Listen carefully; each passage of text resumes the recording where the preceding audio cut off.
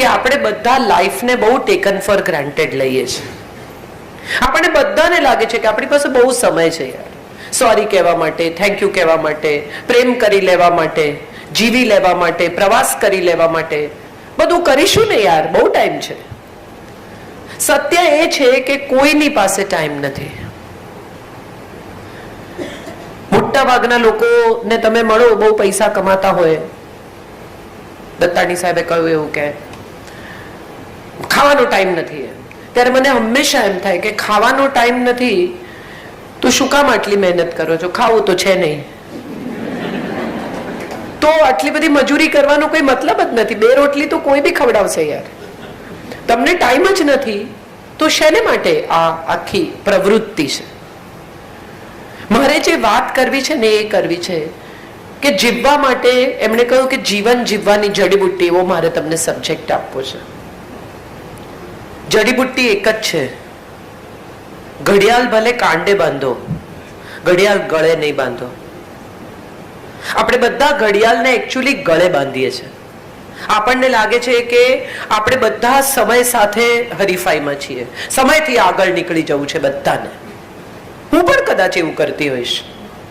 આવા ઝટકા આવે ત્યારે મને રિયલાઇઝ થાય, થોડા દિવસ મને પણ એમ લાગે કે અરે લાઈફ ફ્યુટાઇલ છે, કરવા જેવું કંઈ છે નહીં, આ બધું દોડી દોડીને કુલડીમાં નાખવાનું, જિંદગીમાં શું કરવાનું. વળી પાછા અઠવાડિયા 10 દિવસમાં આપણે નોર્મલ થઈ જઈએ, જીવતા થઈ જઈએ, ફરી એ જ સ્થિતિમાં મુકાઈ જઈએ. સવાલ એ છે કે આપણે બધા જ જ્યાં ઊભા છીએ ત્યાંથી સમયના જે ખંડને આપણે જોઈ રહ્યા છીએ એ સૌથી મોટા પરિવર્તનનો કાળ છે.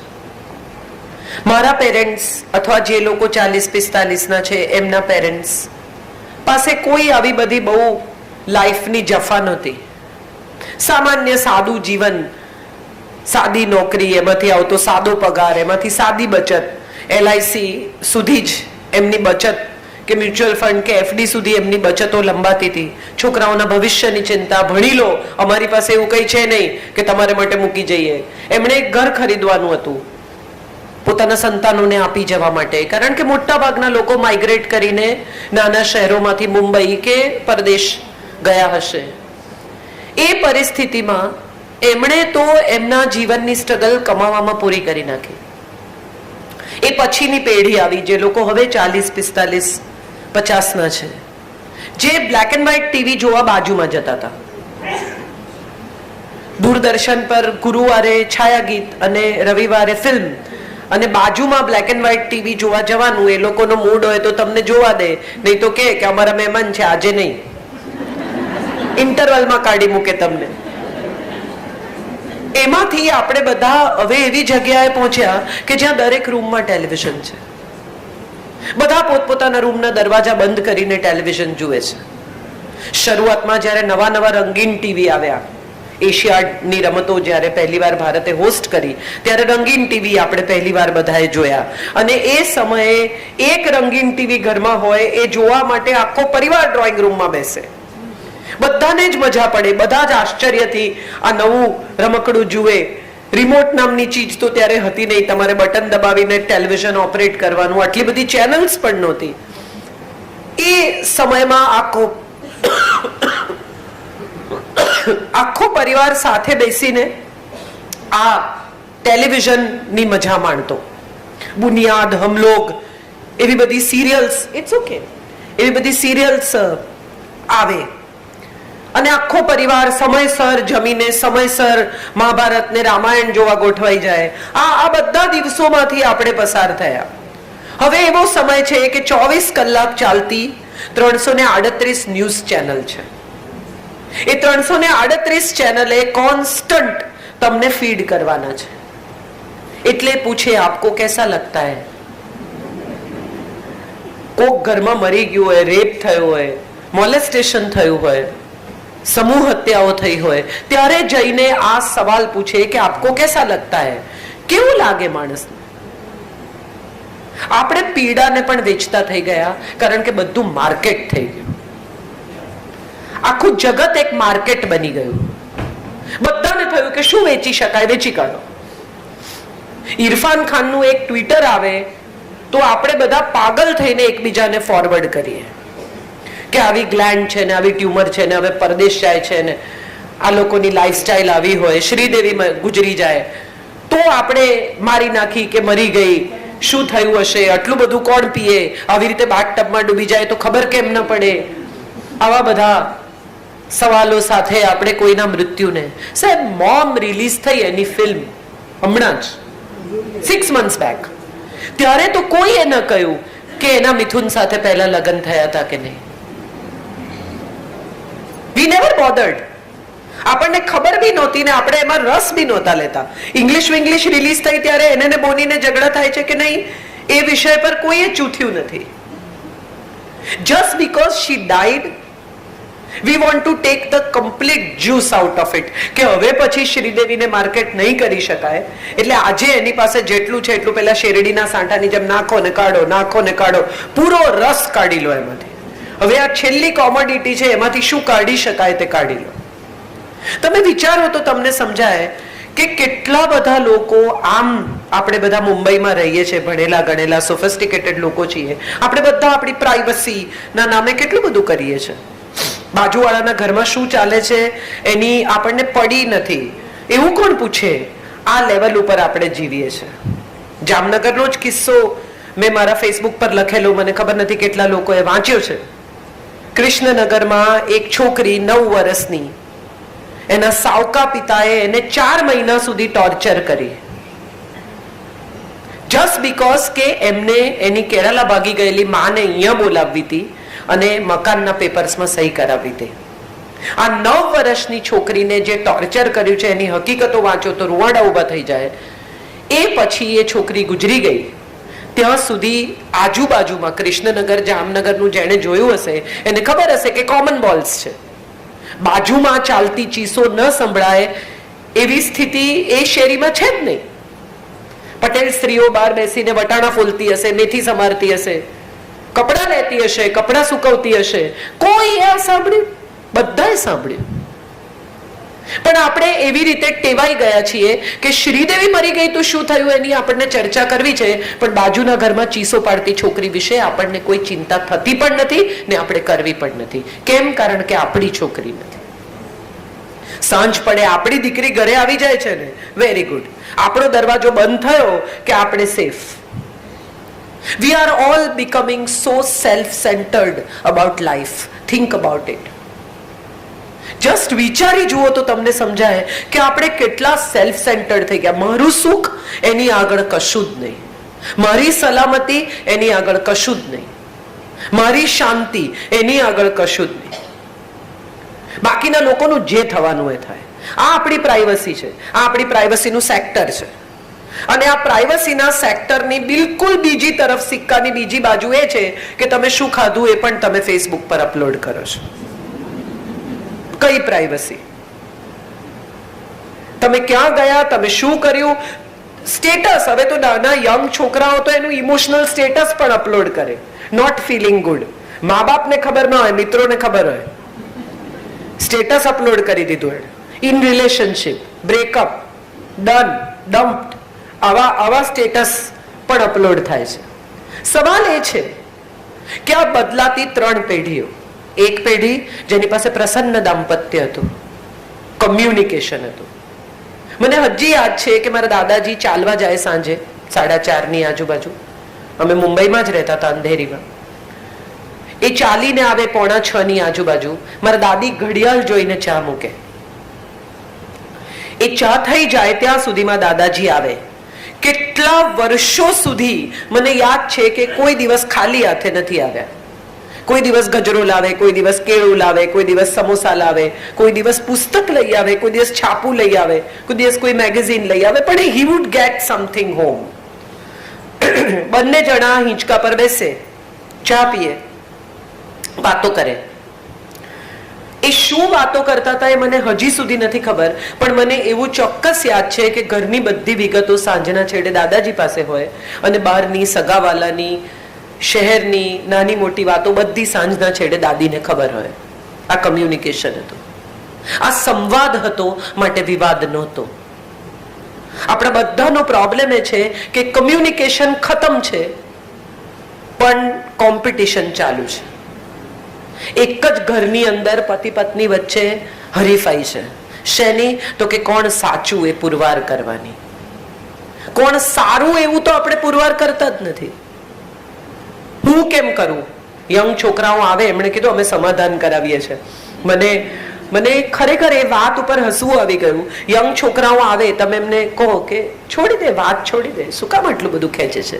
એટલે તરત કે હું કેમ કરું. મારી પાસે આ હું કેમ કરું નો બહુ સચોટ જવાબ છે. તમે કોઈ ડોક્ટર પાસે જાઓ અને તમને પ્રિસ્ક્રિપ્શન લખી આપે કે ભાઈ તમે આટલી દવા આટલા વાગે ખાજો. એ પછી તમે એને 2000 રૂપિયા આપો, પ્રિસ્ક્રિપ્શન પાછું આપો અને એમ કહો કે તમે જ ખાજો, તો તમે સાજા થશો? દવા લઈ આવો ચલો અને પછી ટેબલ પર મૂકી રાખો, તો તમે સાજા થશો? શું કરવું પડશે? તો હું કેમ કરું નો જવાબ એ છે કે જેણે સુખી થવું હોય એને પ્રયત્ન કરવો પડે. આ એનો સાદો જવાબ, સરળ અને સાદો. તમારા યંગ છોકરાઓ જે દિવસે તમને પૂછે કે હું કેમ કરું, તો મારા સુધી આવવાની જરૂર નથી. આ જવાબ તમે એમને આપી શકો છો.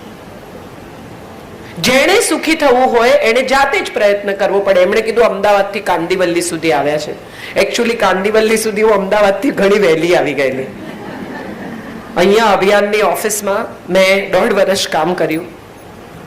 અવિનાશભાઈ એ વખતે અભિયાન ચલાવતા, હું એમાં લખતી અને રોજ 1.5 વર્ષ સુધી હું અહીંયા કાંદિવલી અમદાવાદથી આવતી જ. એટલે મુંબઈ જ રહેતી પણ આવી તો અમદાવાદથી. સો ધ ક્વેશ્ચન ઇઝ, મારે જે કહેવું છે તે, અમદાવાદથી મારે અહીંયા આવવું હોય તો કોણે નીકળવું પડે? મારી એર ટિકિટ બુક કરવાથી હું અહીંયા નહીં પહોંચું. મારે વિમાનમાં તો બેસવું જ પડશે, બેસીને ઉતરવું પણ પડશે, ઉતરીને કેબ પણ કરવી પડશે, કેબ કરીને અહીંયા પણ આવવું પડશે. આ પ્રયાસ કરવાની સામે આપણો ભયાનક વિરોધ છે. આપણે બધાએ મનોમન એવું નક્કી કરી લીધું છે કે સુખી મારે થવું છે, પણ તમે મને સુખી કરો એ તમારી ફરજ છે. આવું થશે નહીં. આ સૌથી કડવી અને સૌથી ભયાનક સચ્ચાઈ છે. જે માણસ એમ માનતું હોય, જે માણસ, I am not saying a woman or a man, કે મને સુખી કરવા એ બીજા માણસની જવાબદારી છે, એ ઓલરેડી દુખી છે અને રહેવાના છે. આ નક્કી જ છે. મારી એક નવલકથા એક સાંજને સરનામે, એમાં એક છોકરી છે સોનાલી, એનો બોયફ્રેન્ડ છે સુજય. એ સુજય સોનાલીની માને મળવા જાય છે લગ્ન માટે અને એની માં એને પૂછે છે કે તું મારી દીકરીને સુખી કરીશ ને? અને ત્યારે સુજય જવાબ આપે છે કે હું એને સલામતી આપીશ, હું એને સ્નેહ આપીશ, એને માટે સંપત્તિ ખરીદીશ, એને સન્માન આપીશ. સુખી એને જાતે થવું પડશે. સુખી કરવાની મારી જવાબદારી નથી. જીવન જીવવાની જડીબુટ્ટી એ છે પહેલી કે તમારે સુખી થવું હોય તો પ્રયત્ન તમારે જાતે જ કરવો પડે. કોક ખાશે ને તમને પચશે, કોક શ્વાસ લેશે ને તમારા ફેફસા કામ કરશે, કોક ઊંઘી જશે ને તમને આરામ મળશે. તો આ એટલી જ એસેન્શિયલ બાબત છે કે તમારે સુખી થવું હોય તો તમારે પ્રયત્ન કરવાનો, બીજા પર આધારિત નહીં રહેવા. સુખી કરવાનો પ્રયત્ન થઈ શકે, આ બીજી બાબત છે જે મને લાગે છે કે બહુ ઇન્ટરેસ્ટિંગ બાબત છે. મારે ઘેર બેન કામ કરવા, એમણે કીધું બાઈ તમારી ન આવે તો શું થાય? મને ખબર છે શું થાય. સો મારે ઘેર એક બહેન છે જે ડોમેસ્ટિક હેલ્પ કરે છે, એનો નાનકડો 10 વર્ષનો દીકરો છે. મેં હમણાં થોડા દિવસ પહેલા મારા ફેસબુક પર એનો વિડીયો અપલોડ કરેલો. હું રાજકોટથી આવતી હતી, રાત્રે અમે ચા પીવા ઉભા રહ્યા, મારી પાસે છૂટા પૈસા નહોતા. એટલે હાઈવે પર ચા પીધા પછી એને કહ્યું કે બેન છૂટા નથી, હવે 1:30 વાગે રાત્રે તમે ક્યાં ચા છૂટા પૈસા ગોતવા જાઓ? એટલે ત્યાં પેલા રમકડાના એની ગાડીઓ ગોઠવેલી. એટલે મેં કીધું ચાલ આમાંથી 2 ગાડી આપી દે મને. હું કોને આપીશ એવું મેં વિચાર્યું નહોતું, મેં લઈ લીધી. હું ઘરે આવી અને બીજે દિવસે સુધા એના દીકરાને લઈને આવી. એટલે મેં કીધું જો હું તાર માટે શું લાવી? ફાલતુ કચકડાની ગાડી. પણ એ છોકરાએ જે આનંદથી એ ગાડીથી એ રમ્યો, મને અંગત રીતે એમ લાગ્યું કે મારા દીકરાને ઇલેક્ટ્રોનિક ગાડીઓ ને ફલાણું ને રિમોટની ગાડીઓ બધું આપણે આપીએ પણ એને ઓછું જ પડે છે. આને એટલી મજા આવી. કેમ? કારણ કે અભાવમાં છે. હવે આપણો પ્રશ્ન એ છે કે આપણે અભાવનો અહેસાસ જ થવા દેતા નથી. શું નથી એ રિયલાઇઝેશન જ નથી. એનો અર્થ એ થાય કે જે છે એને માણવાનો સમય જ નથી. તમને ભૂખ જ નહીં લાગે તો તમને સ્વાદ કેવી રીતે આવશે? મારો દીકરો બહુ નાનો હતો અને હું પણ બીજી મમ્મીઓ જેવી કે 12 વાગે સૂપનો ટાઈમ ને 1:30 વાગે ફ્રૂટનો ટાઈમ ને એ 4 વાગે દહીંનો ટાઈમ ને આવું બધું મેં પણ થોડા દિવસ કર્યું. ખાય નહીં, પછી તો ખાવાનું જુએ, મારા હાથમાં બાળકી જુએ એટલે ભાગે ચાલતો થયો. એટલે પછી મારા સસરા વૈદ, એટલે એક દિવસ મેં કમ્પ્લેન કરી, મેં કીધું પપ્પાજી આને તો ભૂખ જ નથી લાગતી. એટલે કે હું કહું એમ કરીશ એક જ દિવસ 12 કલાક. મેં કીધું હા. બહુ શ્રદ્ધા મને એમના પર, એમના વૈદક પર, જ્ઞાન પર. એટલે સવારે એને ઉઠીને 8, 8:30 જે દૂધ પીધું ગ્લાસ ભરીને, એની સાથે કંઈક 2 બિસ્કિટ ખાધા કે whatever he ate was done. And then my father in law said don't give him anything, wait. 10:30, 11, 12, 12:30 મને એમ થાય અરે બાપરે આ તો માંગતો જ નથી, પપ્પાજી આ નહીં ખાય, આ તો રમ્યા કરે. હી સેડ તમે રાહ જુઓ. 2:30 ની વચ્ચે એને મને કહ્યું મમ. ટેબલ પર બેસાડ્યો, ડાઇનિંગ ટેબલની ઉપર, થાળી આપી, દાળ ભાત. મેં હું કઈ આપવા જતી હતી, પપ્પાએ કહ્યું કઈ નહીં, દાળ ભાત શાક રોટલી. એટલે વાડકીમાં દાળ, રોટલીના ટુકડા, શાક, આટલો ભાત. એ ક્યાં જમીને ઊભો થઈ ગયો એ અમને ખબર જ નથી પડી. ન ટીવી, ન વાર્તા, ન મમ્મી ખવડાવે, ન બેટા ચાવ, આવું કઈ જ નહીં. ફટ ફટ ફટ ફટ 15 મિનિટમાં લંચ પૂરું. એ પછી આ ફોર્મ્યુલા અમને એટલી કામ લાગી કે મારો 21 વર્ષનો દીકરો અત્યારે દાળ ભાત શાક રોટલીને જ જમવાનું કે છે, પાસ્તાને નથી કહેતો. I think this is very important. ગઈકાલે જ મારે ઘરે મહેમાન જમવામાં હતા, એટલે બધા જમીને ઊભા થયા. એટલે મેં તથાગતને કહ્યું, મેં તું પ્લેટ્સ લઈ લો દીકરા, પ્લેટફોર્મ સાફ કરો અને ટેબલ સાફ કરો. એટલે અમારે ઘરે જે મહેમાન હતા એ બેન ઊભા થઈ ગયા કે એને ન કહો, તું એનું કામ છે કરશે, હું જ નથી કરતી, તમે શું કામ કરો છો? એટલે એને શાંતિથી 21 વર્ષના છોકરાએ પ્લેટફોર્મ સાફ કરી નાખ્યો, ટેબલ સાફ કરી નાખ્યું, વાસણ બધા મૂકી દીધા. એટલે મને કે આજના જમાનાના કોઈ છોકરા ન કરે. મેં કીધું કોઈ પણ જમાનાના છોકરા કરે જો તમે એને બાળપણથી ટેવ પાડી હોય તો. એ જમે છે ને એટલું કામ એને ઘરમાં કરવું જોઈએ.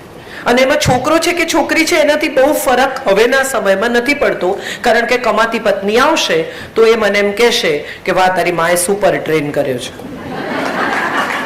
આપણે શું કરવા દીકરી માટે જે અપેક્ષા રાખીએ છીએ કે દીકરી પરણીને જાય અને એમ કે વાહ વાહ તારી માએ બહુ સરસ ટ્રેન કરી છે. ના, હું તો ઈચ્છું કે મારી વહુ પણ કે તમે બહુ you have raised a perfect man. I will be very happy to listen to that. Why not? કેટલી બધી મમ્મીઓને મેં એવું કહેતી સાંભળી છે કે અમે તો અમારી દીકરીને દીકરાની જેમ મોટી કરી છે. આ વાક્યનો અર્થ જ એ થાય છે કે તમે દીકરાનો ઉછેર બેટર છે એવું સ્વીકારી લીધું. વિધિન યુ એક્સેપ્ટ કે અમે અમારા દીકરીને દીકરાની જેમ મોટી કરી છે. ધેટ મીન્સ કે તમે દીકરાનો ઉછેર બેટર છે એવું તો અગ્રી થઈ જ ગયા in the prima facie. And second point is કે કોઈ માં એવું કહે છે કે મેં મારા દીકરાને દીકરીની જેમ ઉછેર્યો છે. કેમ નહીં? એનામાં પણ એ સમજણ, રુજુતા, એડજસ્ટમેન્ટ, સ્નેહ કરવાની આવડત, થોડુંક છોડવાની ટેવ, સામેની વ્યક્તિને માન આપવાની એક નાનકડી પેલી એ હોય તો એમાં ખોટું શું છે? એ સારો જ માણસ બનવાનો છે. એક સારા માણસનો ઉછેર કરવો એ પ્રત્યેક માની ફરજ છે, દીકરી હોય તો પણ ને દીકરો હોય તો પણ. એ આપણે નથી કરતા. આપણે દીકરો ઉછેરીએ અને પછી બહુને પણ. તમે વિચાર કરો કે ઘરમાં દીકરો દાખલ થાય ને દીકરી ટીવી જોતી હોય તો માં કે પાણી આપ ભાઈ બહારથી આવે. દીકરી શાક બાક બધું લેતી આવે, બિચારી પાછી આવે ત્યારે બ્રેડ બિલ આવે ને આ બિલ આવે ને પેલું બિલ આવે ને બધા 50 કામ કરતી આવે.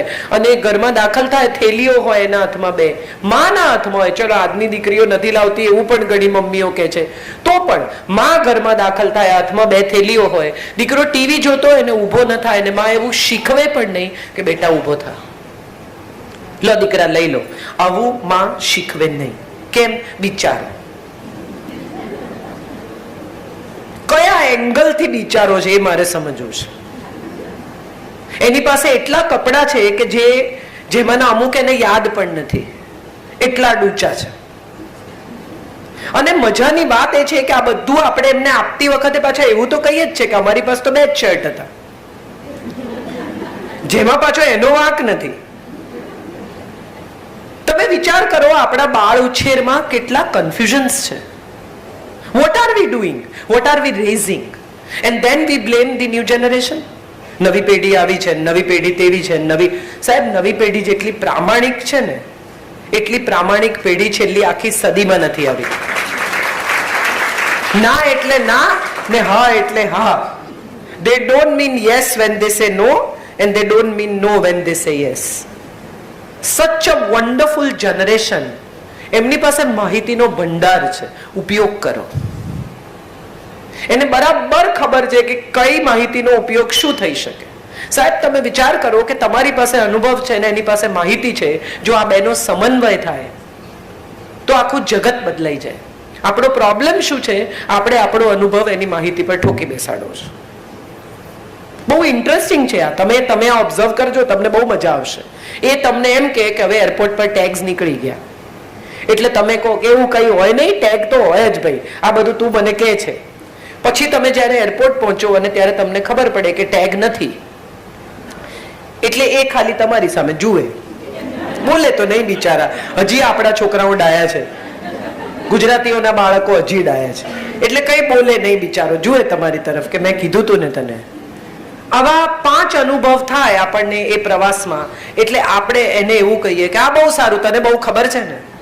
નો, સે કે હા યાર, આઈ શુડ હેવ ચેક્ડ. આટલી તમારી નમ્રતા એને નમ્રતા શીખવશે. આજના છોકરાઓમાં બહુ ઈગો છે, કારણ કે આપણે એમને ઈગોથી ટ્રીટ કર્યા છે. સમજણ નથી પડતી, આટલી ખબર નથી પડતી, આમ નથી આવડતું. આટલું નાનું છોકરું હોય ને એને લઈને મમ્મી તમારે ઘેર આવે, કોકની દીકરી હોય, પુત્રવધુ હોય, ભત્રીજી હોય, નાનકડું બાળક એની સાથે હોય, છોકરું તોફાન કરતું હોય, એટલે તમે એને કહો કે એને વાગશે, તું એને ના પાડ, એટલે કે તો નહીં માને. બાળકને સીધો સિગ્નલ ગયો કે તારે માનવાનું નથી, તું તારે મજા કર. આ મમ્મીની અપ્રુવલ છે કે તું તારે નહીં માનતો. 2 છોકરા રમતા હોય અને મમ્મી એને કે મારતો નહીં હો, એને વિચાર પણ નથી મારવાનો. આ તમે નાખ્યો એના મગજમાં વિચાર કે ઠોક. This is what we are doing with our children. કોઈકને ત્યાં લઈ ગયા હોય અને સરસ થાળી પીરસી હોય એટલે તરત માં કે લીલું શાક ખાતો જ નથી, હમણાં જમી લીધું હતું એને, પણ તમે એને યાદ કરાવ્યું કે લીલું શાક ખાતો નથી. Begins from here. It's a wonderful experience to raise a child, but raise a child with little more understanding than what we are raised with. Why? અમારા મા બાપે તો આવું કઈ નહોતું કર્યું. અગ્રીડ, નહોતું કર્યું. I understand. તમે એક ફોન લો, હમણાં તમે બહાર નીકળીને iPhone 5, 6, 7, 8, 9, 10 જે ખરીદો, બરાબર, 6 જ મહિનામાં એનું અપગ્રેડેડ વર્ઝન આવે છે. હા કે ના? હા આવે છે. કોણ ના પાડે છે? ટેકનોલોજી સાથે જોડાઓ. 6 જ મહિનામાં નવું વર્ઝન આવે છે, બરાબર. કંપની, સાદી એક યંત્ર બનાવતી કંપની જો પોતાના વર્ઝન અપગ્રેડ કરતી હોય તો ઉપરવાળો જે મોકલતા હશે એ વર્ઝન અપગ્રેડ નહીં કરતો હોય, ફીચર નહીં ઉમેરતો એનામાં. કેટલા ફીચર ઉમેરે દર વખતે. તમે જુઓ, દર નવી પેઢી નવા છોકરા, નવા વિચાર, નવા બિહેવિયર સાથે આવે છે. એક જ ઘરમાં જન્મેલા 3 કે 4 વર્ષના અંતરે 2 બાળકો જન્મ્યા હોય, એ બંને વિપરીત હોય, તદ્દન ભિન્ન એકબીજાથી. તમને એમ થાય કે અમે આવું બધું તો પહેલાના વખતે એક્સપિરિયન્સ જ નથી કર્યું. આ એટલું સ્માર્ટ હોય, પોતાની રીતે બધું ડીલ કરી લે, ખાવા બાવાનું હોય તો તરત ઝૂંટવીને લઈ લે. અને આપણે કે મોટો તો બહુ જ ડાયો હતો. કરેક્ટ, મોટો ડાયો હતો કારણ કે મોટાએ કોઈ સાથે વહેંચવાનું નહોતું. આને તો ઉદરમાં છે ત્યારથી ખબર છે કે એક ભાગીદાર ઓલરેડી અવેલેબલ છે. આપણે આપણી જગ્યા બનાવવી પડશે. આપણે મારામારી કરીને આપણી વ્યવસ્થા ગોઠવવી પડશે. અહીંયા કોઈ બેસવા નહીં દે. તો આ સ્થિતિમાં જ્યારે તમારા બાળકો છે અને હવે જ્યારે એ લોકો વધુ ને વધુ કોમ્પિટિટિવ વર્લ્ડમાં એન્ટર કરી રહ્યા છે, હમણાં એક બહુ સરસ જોક મને કોઈકે મોકલ્યો છે કે એક માણસ હતો, એ ગુજરી ગયો. તો એને ભગવાને કહ્યું કે ભાઈ તું, તારા પાપ છે ને બોર્ડર લાઈન પર છે, તો તું નક્કી કર તારે સ્વર્ગમાં જવું છે કે નર્કમાં જવું છે. તો કહ્યું કે અચ્છા મને બંને બતાવો, આઈ ચૂઝ. તો એને લઈ ગયા નર્કમાં. તો નર્ક તો અવિનાશભાઈ અદ્ભુત જગ્યા. મર્સિડીસ આવે ને ગાડીઓ આવે ને ટૂંકા ટૂંકા સ્કર્ટ પહેરેલી છોકરીઓ ને બાર ને ટાઈમ સ્ક્વેર જેવી જગ્યા, આમ જળાહળા લાઈટો ને. તો આ યાર જોરદાર છે. તો હવે સ્વર્ગ જોઈ લઈએ. એને લઈ ગયા તો કઈ 2-4 ઋષિ મુનિઓ ને દૂધની નદીઓ ને. અહીંયા કોણ રહે, આ બેકાર, આપણે ત્યાં. તો એને કહ્યું કે એકવાર વિચારી લે, એકવાર પસંદ કરીશ પછી બદલવાની ચોઈસ નથી. આપણી સાથે પણ અવારનવાર થાય છે. આપણને દરેક વખતે પસંદગીની તકો મળે જ છે. તમે તમારી જિંદગીને રિવાઇન્ડ કરીને જુઓ તો તમને ડેફિનેટલી સમજાશે કે તમને પસંદગીની તક મળી જ છે. તમે પસંદ કરી લીધા પછી તમને અફસોસ થયો છે કે અરે આ નહીં, પેલું કરવા જેવું હતું. કેમ? કારણ કે એના પર લાગેલો પ્રાઇસ ટેગ, એની સાથે જોડાયેલા પરિણામો વિશે વિચાર્યા વગર આપણે પસંદગી કરી. માટે હવે આ પ્રાઇસ ટેગના EMI આપણને ભારે પડી રહ્યા છે. બાકી એકચ્યુઅલી પસંદગીની તક તો દરેકને મળે છે. મને ઘણા લોકો કે તમને મજા છે, તમે ટ્રાવેલ કરો, તમે આમ કરો, તમે આમ કરો, તમને કોઈ પૂછે નહીં. એકચ્યુઅલી સવાલ એ છે કે હું ઘરે પહોંચું ને ત્યારે ઢગલો કપડા વોશિંગ મશીનમાં નાખવાના બાકી હોય. મારે ખૂબ એવી બધી જવાબદારી હોય. મારા લોટનો ખાલી ડબ્બો પ્લેટફોર્મ પર મૂકીને જતા રહ્યા હોય. લોટ નથી, એ આની સાઇન છે. અને સાંજની રસોઈ કરવી હોય તો હું ગમે તેટલી થાકેલી હોઉં, મારે ગાડી લઈને જવું જ પડે અને લોટ લઈ જવો પડે, કારણ કે મારે ઘરે 24 કલાકનો માણસ રાખી શકાય એમ નથી. હું હોતી જ નથી ઘરમાં. સો that's a very risky situation that I keep somebody. કારણ કે અમે 3 બહેનો બદલ્યા અને એક બહેને એકવાર હું અચાનક દાખલ થઈ ત્યારે એમના બોયફ્રેન્ડ અમારા ઘરમાં હતા. એટલે ત્યારથી અમે નક્કી કર્યું કે ચાવી કોઈને આપીને ઘર સોંપીને જવું નહીં. ઘર ખોલે, સાફ કરે, બંધ કરી દે, નીચે પાછી ચાવી આપી. તો આ પસંદગીની તક મને પણ હતી કે હું 24 કલાક ઘરમાં રહી શકતી હતી, હું બાળકો ઉછેરી શકતી હતી. મેં ઉછેર્યું મારું બાળક 10 વર્ષ. એન્ડ ધેન આઈ રિયલાઇઝ કે મારે કામ તો કરવું જ પડશે. શું તમે કામ કરતા હો તો એના ફાયદા છે, તમે ગૃહિણી હો તો એના ફાયદા છે. એકતા કપૂર સાથે આખી બપોર ગાળી શકો તમે. કેટલા જલસા, એસી ચાલુ કરી, પગ લાંબા કરી, 3-4 લોકોને ફોન કરવાના, કમ્પ્લેન કરવાની. આ બાઈઓ યાર મને બહુ ગમે પણ હું કરી નથી શકતી. તો મને લાગે છે કે ગૃહિણીની લાઈફ બહુ અદ્ભુત છે. ગૃહિણીને લાગે છે કે મારી લાઈફ બહુ અદ્ભુત છે. આ જ મજા છે સાહેબ. કેટલાક લોકો રેસ્ટોરન્ટમાં જાય ને તો પોતાનો ઓર્ડર આપી દે, પછી બીજાના ટેબલ પર એની નજર જાય, એટલે કે વો લેકે આવો, વો. આવા પણ હોય છે. તો આ માણસ ફાઇનલી એણે નક્કી કર્યું કે હવે હું નર્કમાં જઈશ. નર્કમાં દાખલ થયા. ફાઇનલ કે હા ફાઇનલ. લોક કિયા જાય કે લોક કિયા જાય. દરવાજો બંધ થયો. જેવો દરવાજો બંધ થયો એવા 9-9 ફૂટના 2 કાળા કાળા રાક્ષસ મોટો તવો લઈને આવ્યા કે આમાં શું કરશે, કે આમાં તને તળશે. અરે કે પેલું બધું મને બતાવેલું એ તો કે માર્કેટિંગ ડિપાર્ટમેન્ટ છે.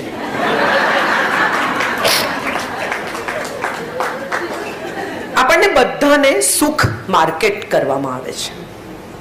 સુંદર હોવામાં સુખ છે, પાતળા હોવામાં સુખ છે, લીસી ચામડીમાં સુખ છે, વાળ કાળા હોવામાં સુખ છે. પતિ પૂછે કે ઇતના નિખાર કેસે રહેતા હે. મારે આ બધા આટલા બેઠા છે એને ઉપર જે લોકો સાંભળે છે બધાને પૂછવું છે, કોઈ દિવસ તમારા પતિ આવું પૂછ્યું છે? ગમે તેટલો નિખાર હોય તો એ પૂછ્યું છે? ઉલટાની મજાની વાત એ છે કે તમે પાર્ટીમાં જવા તૈયાર થયા હો અને તમે પૂછો કે હું કેવી લાગુ છું, કે સારી લાગે છે. એટલે તમે કહો કે હું જાડી થઈ ગઈ છું, એટલે કે ના રે ના. હવે એક ટ્રેપ નો સવાલ આવે છે. દરેક પત્ની પૂછે, મેં પણ પૂછ્યું છે, સાચું કોને? આ ટ્રેપ છે. મારે બધા ભાઈઓને કહેવું છે કે આ ટ્રેપમાં આવતા નહીં. એ કહે છે કે સાચું કહો પણ સાચું કહેતા નહીં. કેમ કે જેવા તમે કહેશો કે તું પરણીને આવી એના કરતા તારું 10 કિલો વજન વધી ગયું છે, એટલે તરત કહેશે કે તમને તો પાતળી છોકરીઓ જમે છે ને. તમે પૂછ્યું, એને કહ્યું. આપણે સત્ય માગીએ છે, પચાવી નથી શકતા.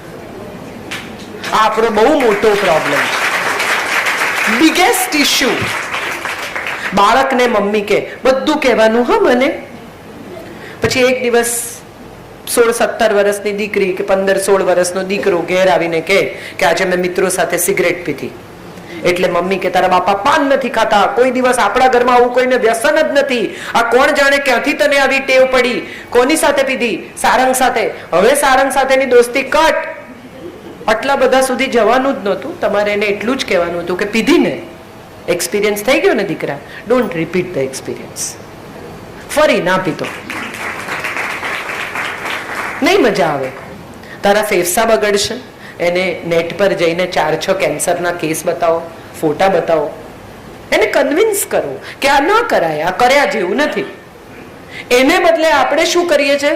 એના સત્યને બદલે એને ભયાનક ખખડાવીએ છીએ. એ બીજી વાર તમારી સાથે સાચું નહીં બોલે, આ નક્કી.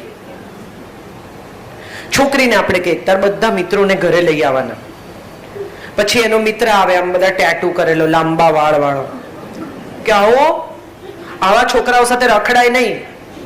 બાહ્ય દેખાવથી નક્કી કરો છો કે છોકરો કેવો છે. તમે જાણો છો એને? ઓળખો તો ખરા. આપણે બાહ્ય દેખાવથી નિર્ણય કરતા થઈ ગયા છીએ, માટે આપણા બાળકો પણ બાહ્ય દેખાવથી હા અને નાનો નિર્ણય કરતા થયા છે. આપણે એમને એ તક જ ન આપી કે ભીતર ઉતરો, માણસને ઓળખો. આપણે નથી કરતા, માટે એ નથી કરતા. પસંદગી મેળામાં માં પણ ઇન્ફ્લુઅન્સ કરે દીકરીના ચોઇસને. હેન્ડસમ છે તો દાઉદ પણ આમ હેન્ડસમ છે, કાઢી નાખ્યા જેવો નથી. છેલ્લે નથી જોયો, જૂના ફોટા જોયા છે, પણ આમ હાવ કાઢી નાખ્યા લાયક નથી. દેખાડો ચશ્મા પહેરીને, સ્માર્ટ છે. તો સવાલ એ છે કે આપણે આપણા સંતાનોને શીખવતા જ નથી કે જોવાથી થાય ને એને તો આકર્ષણ કહેવાય, જાણવાથી થાય એને પ્રેમ કહેવાય. આ ઓળખ આપવાનો આપણને સમય જ નથી. મા બાપ છોકરી માટે ઘર જોવા જાય. એક તો મને આ જોવા જવાની આખી પ્રથા સામે ભયાનક વિરોધ છે. ઘણા લોકો કે અમારી દીકરીને જોવા આવવાના છે, ત્યારે હું હંમેશા કહું કે ટિકિટ રાખજો, 10-10 રૂપિયાની ટિકિટ. છોકરીને જોવે છે ને, ઝૂમાં મૂકી હોય એમ. અને મા બાપ પણ એને વાળ સીધા કરાવી આવે, ફેશિયલ કરાવી આવે, આમ કરાવી આવે. કોઈ દી ન પહેરતી હોય છોકરી બિચારી, એને પંજાબી પહેરાવે. શું કામ? એ એમના ઘરમાં કેવી રહેવાની છે એવી જ રજૂ કરો. ન માર્કેટ કરો તમારા બાળકને. એને પણ બહુ ખરાબ લાગે છે આ આખી માર્કેટિંગની પ્રથા. માણસો આવે, એને જુએ, ખરીદે ન ખરીદે, ભાવતાઓ કરે. શું કરીએ છીએ આપણે આપણા સંતાનો સાથે, અને શું શીખવી રહ્યા છીએ આપણા દીકરાને?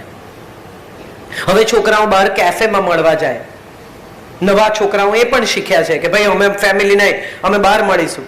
Very good. બહાર મળવાના હોય તો પણ તમારી દીકરીને કહો કે રોજ જેવી કોલેજ જાય છે ને એવી જા. તને એવી પસંદ કરે ને તો જ સાચો, કારણ કે રોજ એવી જ જોવાનું છે. એકતા કપૂરની પિક્ચરની જેમ આમ જરીવાળી સાડી પહેરીને નહીં ઉઠે તો ઊંઘમાંથી. તમે વિચાર કરો, આ અભિષેક કે આ અજય દેવગન, બધા બિચારા પરણ્યા. હવે જે કાજોલ કે જે ઐશ્વર્યાને આપણે જોઈએ છે એ તો કેવી, એના પર મનીષ મલ્હોત્રાએ કામ કર્યું છે, એના પર મિકી કોન્ટ્રાક્ટરે કામ કર્યું છે, એનો મેકઅપ કોકે કર્યો છે, એના વાળ કોકે કર્યા છે ને અદ્ભુત. આમ તમારી સામે આવીને ઊભી રહે તો રૂપરૂપના ને એટલું ઓછું એમ ફોટોશોપ થાય, એ પછી તમને રજૂ કરવામાં આવે. અભિષેક કે અજય દેવગને તો સવારે એને ઉલ્લી ઉતારતી જોવાની છે, કરીને ઉલ્લી ઉતારતી હોય કે આમ બ્રશ કરતી, કેવી લાગે તમે વિચાર. એને તો એવીને જ પ્રેમ કરવાનો છે. અને જો એવી સ્ત્રીને પ્રેમ કરી શકો તો માનવું કે આ પ્રેમ છે, બાકીનું આકર્ષણ છે. આકર્ષણ ફિઝલ આઉટ થઈ જ જાય છે આપણે કંઈ પણ કરીએ. કેવા દેખાવ છો એ જોઈને જો કોઈએ સંબંધ બાંધ્યો હશે તો એ સંબંધ તૂટી જવાનો એ નક્કી. ક્યારે? ડિપેન્ડ્સ એનું આકર્ષણ કેટલું ટકે છે એના પર, અથવા તમે કેટલું ટકાવી શકો છો એના પર. મજાની વાત એ છે કે જીવન જીવવા માટે બહુ જ ઓછી ચીજોની જરૂર છે. આપણો પ્રોબ્લેમ એ છે કે આપણે જીવનને સંકુલ કરી નાખ્યું. આના વગર તો મને ચાલે જ નહીં, એસી વગર ન ચાલે. અહીંથી દાખલા તરીકે હું હમણાં જ એક કાર્યક્રમમાંથી હું નીકળતી હતી, મારે કોઈકને ત્યાં જવું હતું, તો મેં કીધું ઓટોમાં જતી રહીશ. એટલે એ જે ઓર્ગેનાઇઝર હતા એ ભાઈએ મને કહ્યું, ઓટોમાં જશું તમે? કેમ? ઓટો વાળો મને વગાડી જશે, નહીં ઉતારે મારે જ્યાં જવું છે ત્યાં. કેમ ન જઈ શકાય ઓટોમાં? આપણે બધાએ આપણા સ્ટેન્ડર્ડ ઓફ લિવિંગને કંઈક જુદા જ સ્ટેજ પર મૂકી દીધું છે. 5 ફૂટનો માણસ જે ખાદી પહેરતો તો, જરાય હેન્ડસમ નહોતો, જેનામાં એવું કશું જ નહોતું કે જેને જોઈને તમે ડઘાઈ જાઓ, ઇમ્પ્રેસ થઈ જાઓ. આવું શાહરૂખ જેવો આમ ઉભો નહોતો રહેતો, કઈ જેવું નહોતો કરતો કે જેને જોઈને તમે ઇમ્પ્રેસ થઈ જાઓ. છતાં એણે 40 વર્ષ સુધી આખા દેશના યુથને ઇમ્પ્રેસ કર્યું સાહેબ. He was the star. જો કોઈ એક સ્ટારની વાત કરવાની હોય તો હું એને સ્ટાર કહું. 4 દાયકા સુધી જે માણસે યુથને કોન્સ્ટન્ટ લીડ કર્યું, અને દરેક માણસ એની વાત માને. એક વિદેશી કપડાની હોળી એટલે ગામે ગામ થઈ જાય. એક આમ આ સ્ટાર એન્ડોર્સમેન્ટ જે કરે છે કે આમ પાવડર વાપરો ને આમ તેલ પીઓ ને આમ કરો, એ જે કંઈ કે છે તે જ મહાત્મા ગાંધીએ કહ્યું, પણ એણે દેશના શ્રેય માટે કહ્યું. શ્રેય અને પ્રેયની વચ્ચે શું ફરક છે એવું આપણે આપણા સંતાનને શીખવતા ભૂલી ગયા, અને આપણે જાણતા પણ નથી. જે પ્રિય છે તે બધું જ સારું છે એવું માનવાનું કોઈ કારણ નથી. આપણે બધા દ્વારકાની આસપાસની જમીનના લોકો હોઈએ તો કૃષ્ણનો દાખલો બહુ મોટો છે આપણી નજર સામે. તમે વિચારી જુઓ કે અહીંયા 100 મુગટ મૂક્યા હોય, 100 લોકોએ આવીને મહાજને મુગટ મૂક્યા પોતપોતાના. તમે કઈ રીતે કોના મુગટ કોનાથી છૂટા પાડો? હીરા માણેક દરેક પાસે છે. આને રસ્તા પરથી એક મોરપીંછ ઊંચક્યું ને મૂકી દીધું, અને 5000 મુગટમાંથી પણ છૂટા પડે. આ સ્ટાઇલ આઇકોન છે. સ્ટાઇલ કોને કહેવાય? અને સ્ટાઇલ કહેવાય તમારી પાસે કશું યુનિક હોય એવું કે જે બીજા પાસે નથી, એનું નામ સ્ટાઇલ છે. તમે મને શું કામ સાંભળવા આવો છો? જોવા તો કોઈ આવતું નથી. હું અહીંયા કઈ મુજરા કરતી નથી, ગજરા વેચતી નથી. કેમ સાંભળવી હોય છે મને? કારણ કે હું તમને એ કહું છું જેની તમને બધાને ઓલરેડી ખબર જ છે. હું એક પણ એવી વાત નથી કહેતી તમને કે જે તમે પહેલા નથી સાંભળી. સવાલ એ છે કે તમને જે ખબર છે એ હું યાદ કરાવી આપું છું, માટે તમને મજા આવે છે. કેટલી બધી સ્ત્રીઓ ફ્રીજ પાસે જઈને પછી ઊભી રહે, હું ઊભી રહું છું કે હું શું લેવા આવી હતી. ખરેખર આપણા બધાની સ્થિતિ એવી છે. આપણને બધાને એમ થાય છે કે આપણે શું કરવા આવ્યા. ઉપનિષદો કહે છે કેમ આવ્યા, શું કરશો, કેટલું રહેશો, ક્યારે જવાના.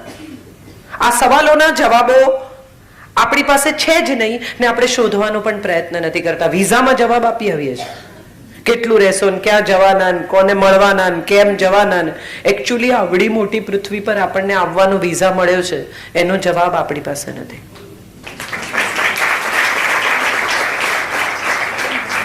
તમે વિચારો, what is a purpose of life? કોઈ વિચારે છે કે મારી જિંદગીનો પર્પઝ શું છે? દાન કરવું? તમારી પાસે વધારાના પૈસા હોય તમે કોઈકને આપી દો, આમે તમે નથી વાપરી શકવાના, બધા તો આપો થોડા. પર્પઝ શું છે? પર્પઝ એ છે કે તમારી આસપાસના લોકો ખુશ રહે. પહેલો પર્પઝ માણસ તરીકેનો, જે મેં કહ્યું ત્યાં હું પાછી આવું છું, make others happy. It's a joy of giving, joy of smiling, joy of making others smile, joy of laughing together. તમે વિચારો, કોઈ ગુજરી જાય, કોઈ જાય આપણને છોડીને, તો આપણે શું યાદ કરીએ છીએ? એને કેટલા પૈસા બેંકમાં મૂક્યા, એ કેટલી પ્રોપર્ટી મૂકી, આપણે એક જ વાત યાદ કરીએ છીએ એ વ્યક્તિ વિશે કે એને આપણી સાથે કેવો સમય ગાળ્યો. સ્મૃતિઓ, મેમરીઝ. ખરેખર મેમરીઝ સિવાય કશું જ મૂકીને આપણે જતા જ નથી. પૈસા વાપરી નાખતા આપણા છોકરાને 15 મિનિટ નહીં થાય સાહેબ, કરોડો મૂકીને જાઓ, એ લોકોને આવડે છે કેવી રીતે વાપરવાના. આપણો જીવ નથી ચાલતો. એ લોકોને તો બરાબર આવડે છે. તમે જાવ એની જ રાહ જુએ છે મોટા ભાગના. આ તો તમારો કંટ્રોલ છે. હમણાં એમને કહો કે લે આ 2000 રૂપિયા મને વાપરી બતાવતો, ટેબલ પર બેઠો બેઠો ફોનમાં વાપરી કાઢશે, ઓનલાઈન. ઊભો થઈને બજાર સુધી નહીં જાય. વાપરવા એ અઘરી ચીજ જ નથી. ક્યાં વાપરવા એ નક્કી કરવું એ બહુ અઘરી ચીજ છે. હમણાં જ મેં એક દિવસ કહ્યું હતું કે દાન છે ને એ પણ સમજીને કરવું. જે દેખાયું એને, જે માગવા આવ્યું એને આપી દેવાથી જો આપણે એમ માનતા હોઈએ કે આપણે દાન કર્યું, તો હું માનું છું કે ક્યાંક કશેક છૂટવાની આપણી આખી વૃત્તિ છે. હમણાં એક જૈન ધર્મની વિભાવનામાં હું વાત કરવા ગયેલી. તમે વિચારો તો તમને સમજાય, ગીતાના 700 શ્લોક છે. એમાં એક પણ શ્લોકમાં હિન્દુ, સનાતન આવો કોઈ શબ્દ વાપરવામાં આવ્યો નથી. એને સ્વધર્મ કહ્યું. જેને કહ્યું, વેદવ્યાસે કહ્યું, કૃષ્ણએ કહ્યું, કૃષ્ણના મોઢે કેવડાવ્યું, જે રીતે તમારે એને મૂકવું. એને શું કહ્યું? સ્વધર્મે નિધનમ શ્રેયમ. હિન્દુ ધર્મે નિધનમ શ્રેયમ ના. એવી જ રીતે તમે જૈન જો નવકાર મંત્ર જે જાણતું હોય એને ખબર છે, નમો અરિહંતાણમ, નમો સિદ્ધાણમ, નમો આયર્યાણમ, નમો જૈન અરિહંતાણમ. કોઈ પણ અરિહંતને નમન છે, કોઈ પણ સિદ્ધને નમન છે. સર્વ લોકે સર્વ સાહુણમ, આખા લોકમાં બધા સાધુઓને નમન છે. ઇસ્લામે કહ્યું. કેટલા બધા, તમે કોઈ પણ ધર્મ ઉઠાવીને જુઓ તો એમાં લખ્યું છે કે તમે બીજાને ખુશ કરી શકો એ સૌથી સારો ધર્મ. તો જીવન જીવવાની જડીબુટ્ટી એવું જ્યારે કોઈ પૂછે ત્યારે મને એમ થાય કે તમારે લીધે કોઈ સ્માઇલ કરે ને, કોકને મજા આવે છે. એ એમ કે છે કે 10:30 વાગે હું કાજલબેનને રોજ સાંભળું છું. હું એ બોલતા હતા ત્યારે મને હસવું એ આવ્યું કે એમને ઊંઘ ના આવે ત્યારે મને સાંભળે છે, એટલે હું હાલરડાની અસર કરું છું ધીરે ધીરે. એટલે આ હવે તમે પણ બધા સમજો કે ઊંઘની ગોળી નહીં લેતા, એ નુકસાન કરશે. ઇવેન્ચ્યુઅલી એની ટેવ પડશે. હું તો કોઈ સાઈડ ઇફેક્ટ વગરની મેડિસિન છું. પેરેલલ શાસ્ત્ર છું આખું. એટલે પ્રયત્ન કરી જોજો, ધીરે ધીરે હાલરડાની અસર થાય, ઊંઘ આવી જાય તો ગોળી નહીં લેવી પડે. બોડીને ઓછું નુકસાન થશે, માઇન્ડને થાય બી ખરું. કદાચ સવારે ઉઠીને તમે એમ કહો કે ચલો આજે હું બ્રેકફાસ્ટ બનાવું, તો પત્નીને આઘાત લાગે કે થયું શું એમ. એક બેન સાયકેટ્રિસ્ટ પાસે ગયા અને એને કહ્યું કે મારે છૂટાછેડા, મારે નથી રહેવું, આ માણસ સાથે રહેવું જ નથી. એટલે કે પણ થયું શું? તો કે ઘરમાં કોઈ જાતનું કામ કરાવે નહીં, હાથ અડાડે નહીં, કોઈ આ બધું મારે જ કરવાનું, I can not leave with him. પછી બેનને બહાર બેસાડ્યા, ભાઈને અંદર બોલાવ્યા અને સાયકેટ્રિસ્ટે કહ્યું કે થોડી મદદ કરો યાર, તમને પ્રોબ્લેમ શું છે? આવી સાવ ફાલતુ વાતમાં છૂટાછેડા થઈ જશે તમારા. એટલે ભાઈ ઘરે ગયા, એમણે ખૂબ મનોમંથન કર્યું. બીજે દિવસે 4 વાગે ઘરે આવી ગયા ઓફિસથી, વાસણ ઘસી નાખ્યા, ઝાડુ પોતા કરી નાખ્યા, ઘર ચકાચક, પોતાનું કબાટ ગોઠવી દીધું. 3-4 કલાકમાં તો એમણે 30-40 દિવસની બધી ફરિયાદો મિટાવી દીધી. એટલે પત્ની આવ્યા ઓફિસથી ને એને જોયું ને એકદમ રડવા માંડ્યા અને ભેટી પડ્યા હસબન્ડને.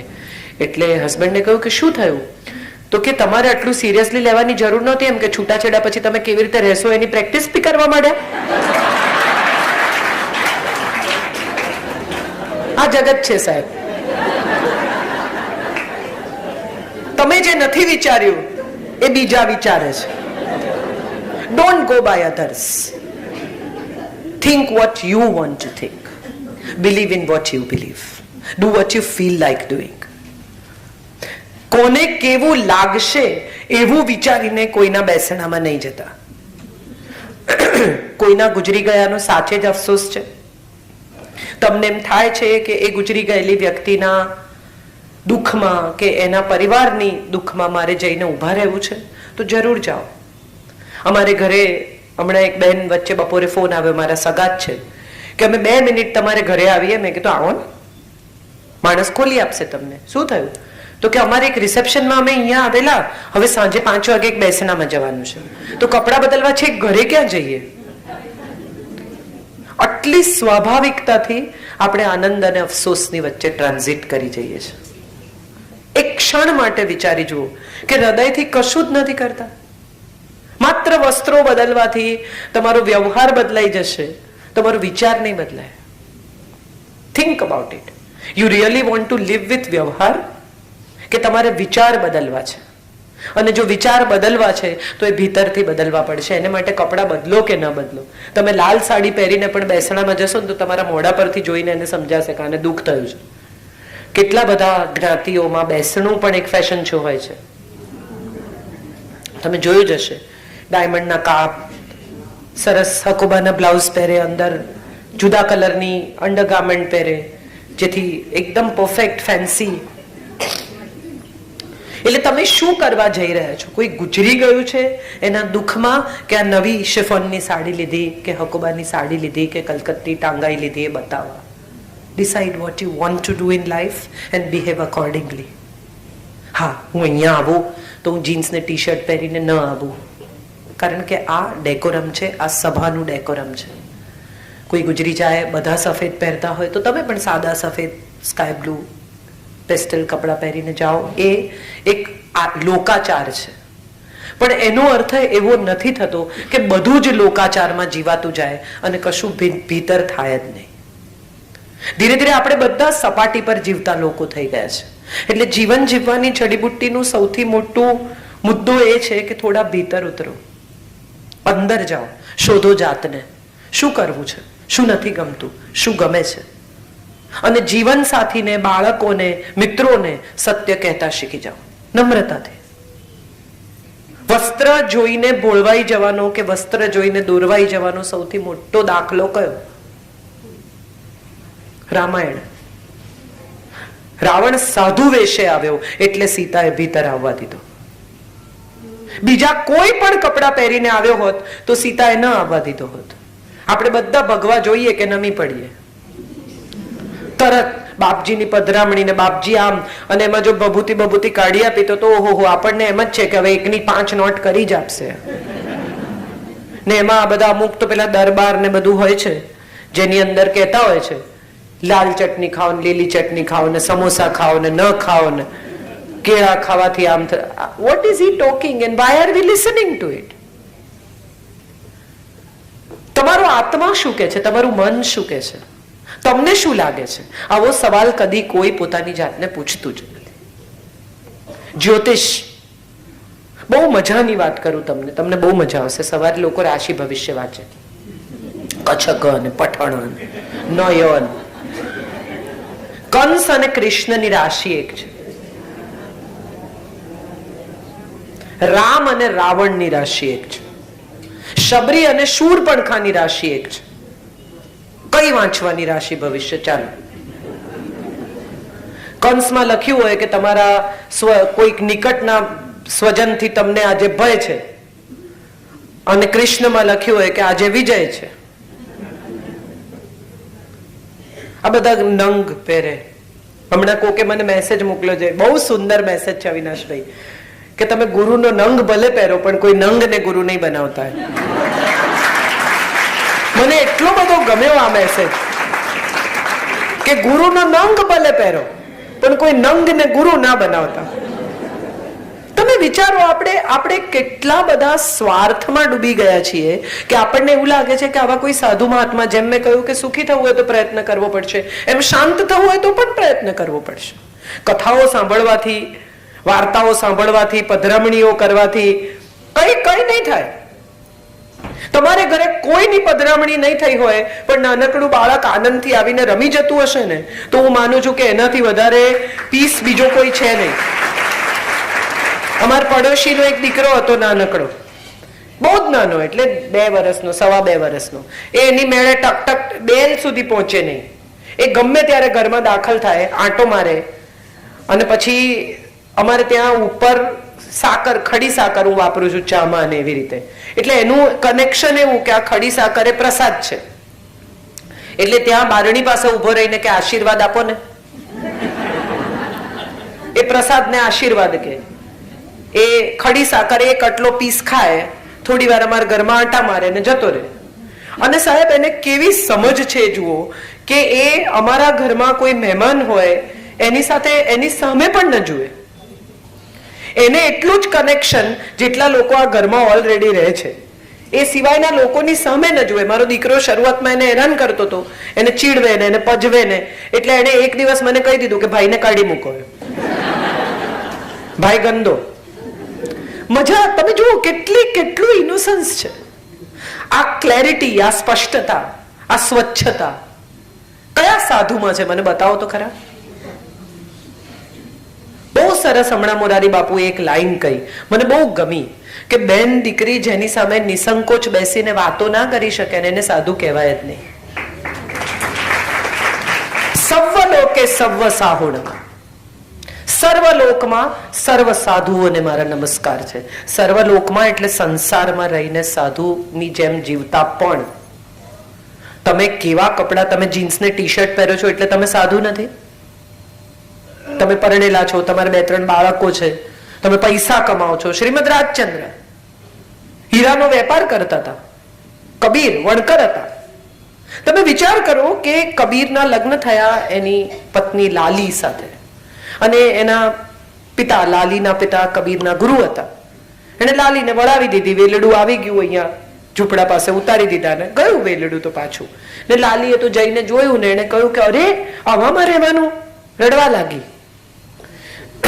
એટલે કબીરે એને કહ્યું કે ભાઈ આ જ છે મારી પાસે તો કે હું તો ગામના જમીનદારના દીકરાના પ્રેમમાં હતી ને કેવી સુખેથી રહી હોત ને મારા બાપની મતિ ભ્રષ્ટ થઈ ગઈ તે તારી જોડે બાંધી દીધી. ઘણા માજીઓ 75 વર્ષની ઉંમરે પણ એમ કે મને તો બહુ જ માગા આવતા હતા. એ માગા મોકલનારામાંના 60% પહોંચી ગયા હોય તોય પણ હજી આપણે ભૂતકાળના અફસોસમાંથી નીકળી શકતા નથી. જે પસંદગી આપણે કરી કે કોઈ કે આપણા માટે કરી, એ પસંદગી સાથે સુખથી જીવવાને બદલે શું નથી મળ્યું એના અફસોસમાં વર્ષો વિતાવી નાખીએ છીએ.